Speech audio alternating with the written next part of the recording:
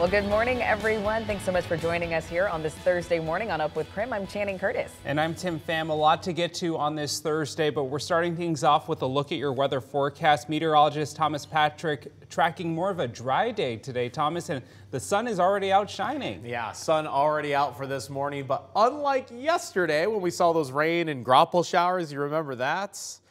Yeah, not going to have to worry about that for this afternoon. So it should be dry for the daytime hours, but the cloud cover will increase once again throughout the day. So enjoy that sunshine while it is out there this morning. But also like yesterday, when it's clear at night, tends to be a little colder first thing in the morning. Still at 31 here in Spokane, 32 now in Deer Park as you start to warm up. And even Pullman, after a low of 25 degrees, already climbed another 3 degrees, even from these, even just in the first hour past sunrise. So we're in the dry slot right now, but that storm system off to the west starting to take shape, and we'll be tracking that into tonight. In our In Session series, we help you make sense of the hot topics in the legislature. Washington is expected to become the 10th state in the nation to ban the sale of assault weapons. So the bill cleared its final hurdle yesterday, passing in the House 56-42, mainly along party lines. Governor Jay Inslee is expected to sign the bill into law today, and it will immediately take effect. It would ban all future sales, import, and manufacture of guns defined as assault weapons. One thing the legislation does not ban is possession. Gun owners who already own one would not be impacted by the law, leading to a rush at the registers. Everybody's trying to get in last minute. We're receiving orders from out of state, people shipping in, and people trying to get their paperwork in prior to this going into effect.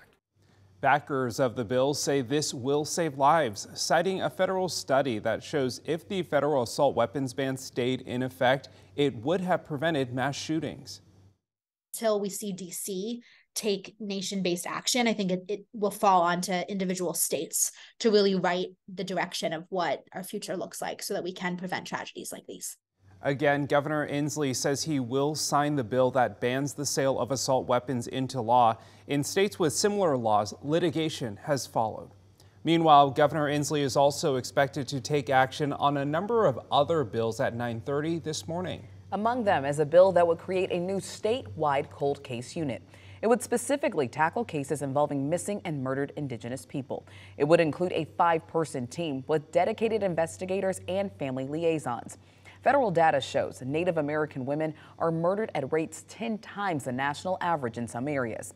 The Attorney General's office identified 113 unsolved cases where the victim is Indigenous. Another is the Robocall Scam Protection Act. It bans robocallers from using fake caller ID information. It also forbids contact with anyone on the National Do Not Call Registry.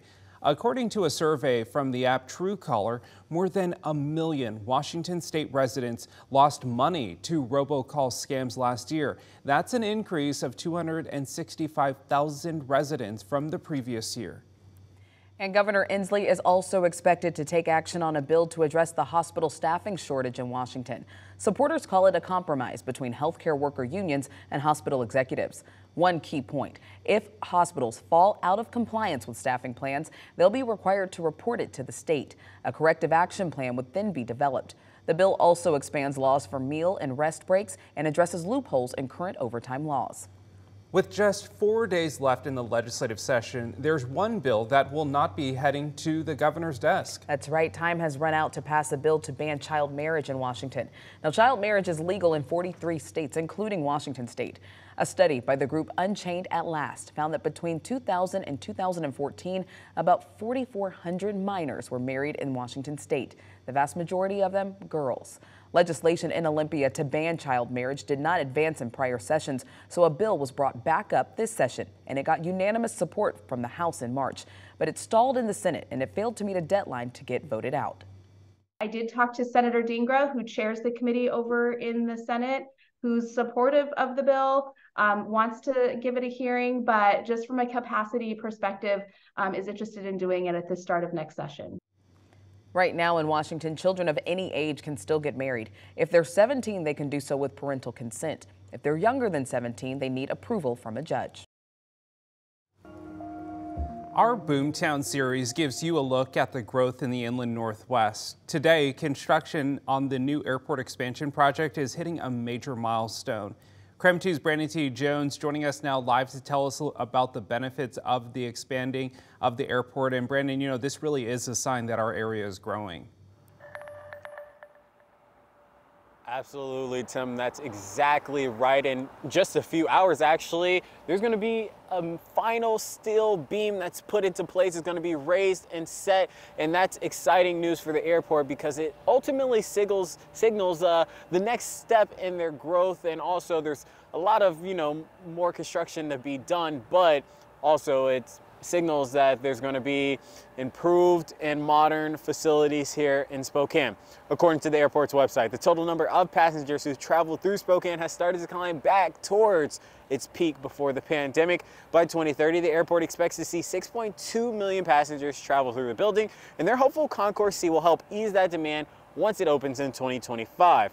The project will be 144,000 square feet, will cost roughly $150 million, funding coming from multiple sources, including an $11 million grant by the Federal Aviation Administration.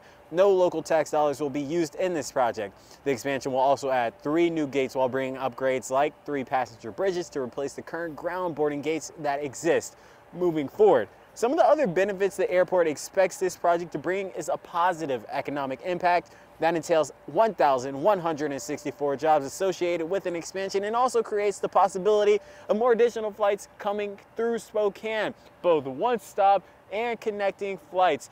So at 11 a.m., that topping ceremony will take place just right over there behind my shoulder, and we'll have a crew on scene to capture any of that video and updates and keep you posted throughout the day. Reporting live in Spokane, Brandon T. Jones, KREM 2 News. Right now, the clock is ticking for people who are staying at the Cannon Street shelter to clear out. The city of Spokane says that it cannot afford to fund both the Cannon Street shelter and the Trent shelter right now. The city is working to transition people out of the Cannon Street shelter and into the Trent one. The city's contract with the shelter operator at Cannon expires at the end of May, but people are already being moved. The city says that's so that not everyone is moved at once. It's easier on both operator, but most importantly, it's easier on those who are transitioning from Cannon to Track or to another location so that they can do it in an orderly fashion, a managed fashion. Now, we've seen the Cannon Street shelter get cleared out abruptly. This is actually video from nearly 3 years ago of the shelter's first operator sending guests on their way the day their contract ended. This time around, though, the city says they're hoping to avoid a similar chaotic transition. In the meantime, several Spokane City Council members are calling for an independent investigation into Police Chief Craig Meidel. Yeah, this upcoming Monday, council members will discuss a resolution to launch an independent investigation into the chief to find out the full scope and nature of conduct.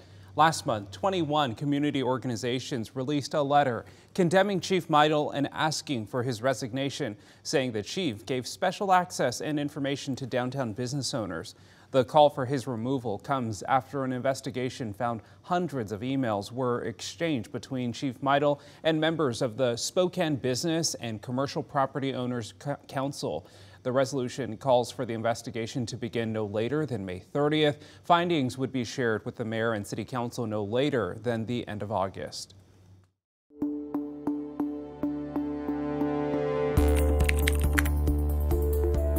While this current winter season is barely through, we're already forecasting what could happen for the upcoming winter in 2023-24, and El Nino is very much likely to make a return even by the summertime, with an El Nino watch already in effect as those ocean water temperatures start to warm. 70% chance for El Nino to develop by this July and basically guaranteed by the upcoming winter. So the only question that remains is just how strong the El Nino could be. And the ensemble models don't necessarily agree between weak, moderate, and strong El Nino conditions, but they at least all indicate that El Nino is going to develop by summer and by this upcoming winter. Of course, this is a big change of pace from the last 3 winters, which were all La Nina winters. And in the Pacific Northwest, that tends to mean colder than average temperatures temperatures and a wetter than average weather pattern. And we finally got an above average snowfall season this past winter in Spokane with more than 60 inches of snow. Our average is about 45 inches on the year. But El Nino is the opposite for the Pacific Northwest, tends to be a more mild weather pattern for our region. But it's not the strength of El Nino that matters. It doesn't make it more warm during the wintertime. It just solidifies the expected pattern, making it more likely that we get mild conditions the stronger that El Nino pattern eventually becomes. And that is, again, basically guaranteed to be developed by this upcoming winter.